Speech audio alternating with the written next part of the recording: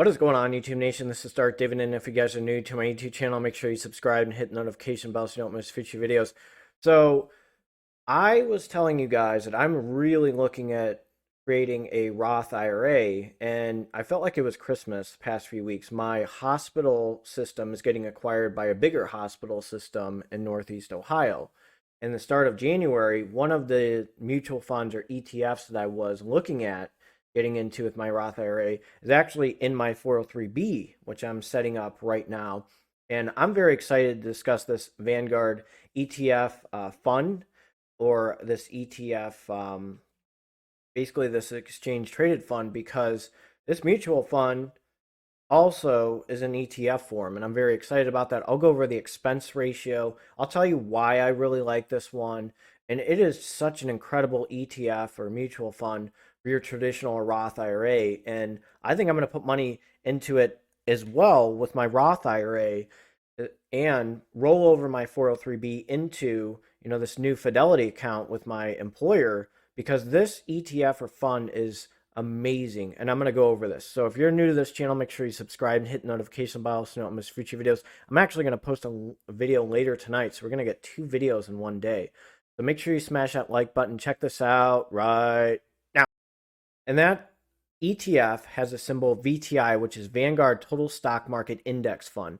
So it goes by VTSAX on the mutual fund. I think you have to put a down payment on Vanguard, but this is the ETF symbol of them, and it's sitting at $241.48. Its day range is 241.34 to 242.62. Its year range is 183.16 to 243.56. So look at how it's done against the S&P. It's just in line with the S&P. Sometimes it's beating it. Sometimes it's just in line. I will go over the Morningstar rating.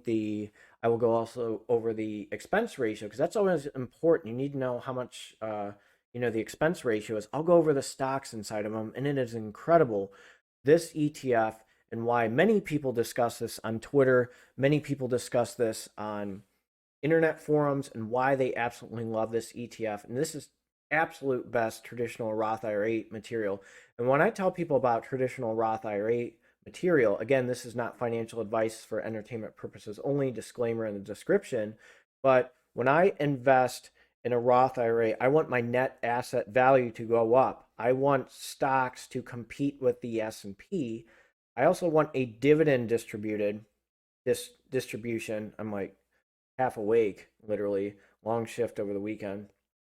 And basically, I want this to basically, go to 1,000. That would be amazing if it went to 1,000. I just want it to grow, grow, grow, grow. And I want, when I retire or take it out at 59 or whatever age, I decide to do that, I want to take money out with my Roth IRA, and I know that I have a steady income of maybe $200, $300, $400 a month, because this thing's going to grow. I could take out a share each month or something, because it's just going to grow. I mean, it's just an incredible ETF. So let's check these guys out.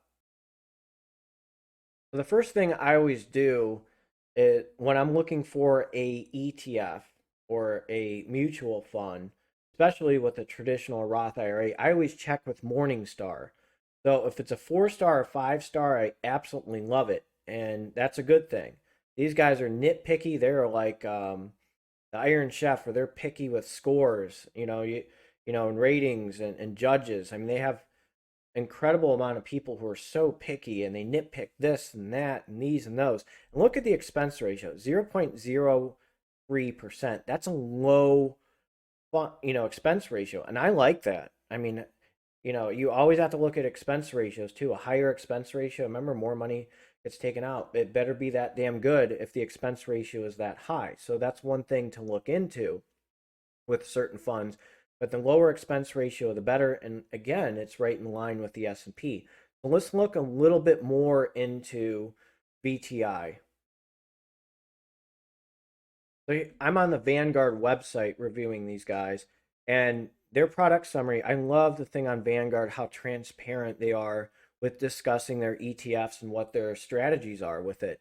So they seek to track the performance of the U.S. Total Stock Market Index. There's a combination of large, mid, and small cap equity diversified across growth and value styles. So large, mid cap, and small. So you got a big combination of the three, which is really good. They employ a passively managed index sampling strategy. The fund remains fully invested, low expenses, and uh, right there, again, low expenses minimize net tracking error. So the risk potential is 4. I'm not too worried about that because I'm young and I got to be aggressive. And again, this is a Roth IRA. So right here, since inception, okay, it's a little bit, it's not too bad. 8, 10 years, it's looks like it's 16. And again, this right here, I'll zoom this up.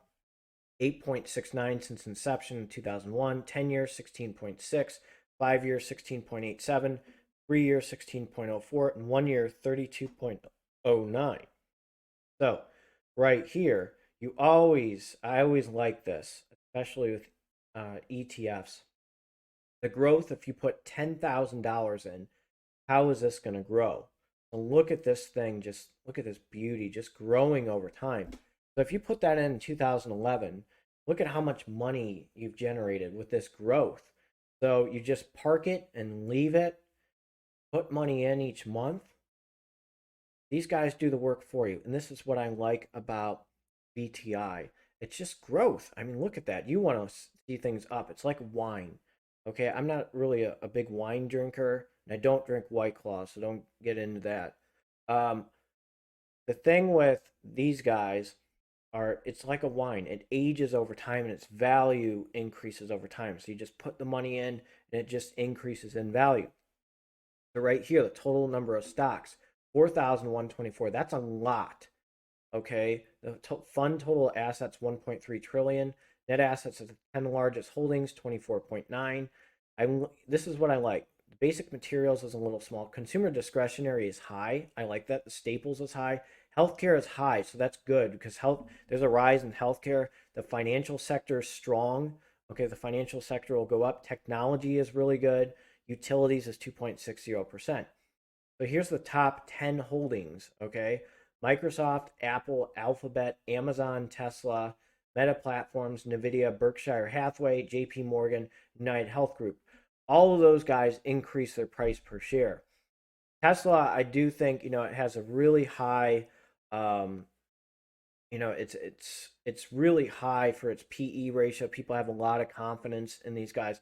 I mean, I honestly think that Tesla is better than Ford. People are all happy and nitty and gritty about Ford stock, but I really think Tesla stock is a lot better. Amazon stock is fantastic. Apple stock, Microsoft stock. I mean, how can you say no to those ones? JP Morgan, United Health Group is blowing up. I mean, there's a rise in insurance costs. People need insurance because they're not healthy, and people need insurance for a reason. So that's really important with the ETF. I'm going to go over their dividend history, which is important as well because you want to start seeing an increase in dividends. I mean, Warren Buffett has VOO in his dividend portfolio, and VOO is an interesting one. I'll go over that in a future video, but VTI, you don't invest in that for dividends. You invest in this for growth in your net asset value. And I'll explain to you why, showing its dividend history. Here's the thing. It's not really the best dividend stock. It's going up slowly. Don't get me wrong. It is increasing its dividend over time, which makes it an attractive dividend stock. But I like this better for the traditional Roth IRA material. Look at this. 38 cents, 40 cents, 50, 40, hit 72 cents, which is impressive. 50, 60, 70. Stagnant. I mean, it's going up slowly. It hit 88 cents one time. It's getting there. It has a dividend yield of 1.18%, annual dividend of $2.85. Not bad. I mean, you are getting dividend increases over time. I mean, if you put $10,000 in a brokerage account, sure, you're going to get some decent dividends over time. They're going to grow, but they're not growing as fast as you think. Because I mean, look at this. 2013, it's 38 cents. 2021, it's 72. That's not too fast. Okay. Again, within a dividend yield of 1.18%, you want a dividend stock. I like 3 to 5% range or higher. I mean, if you got Apple stock, sure. I mean, you're expecting a stock split and this and that.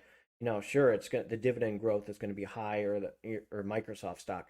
But as a dividend stock, it's pretty expensive. It has a 1.18% dividend yield, and it's only hitting 72 cents. When you're better off putting money in Pepsi or IBM, where you get better dividends, or 3M, you get better dividends. So let me know what you think of Vanguard VTI or VTSAX. Again, if you are new to this YouTube channel, make sure you subscribe and hit the notification bell so you don't miss future videos. I absolutely love, I am so excited with this 403B. I can't wait to roll everything over, throw it in VTI, and watch this bad boy grow with a small expense ratio of 0.03%. How do you say no to that? This is an excellent, again, once I start producing videos on M1 Finance, I think I'm just going to go in the Vanguard funds.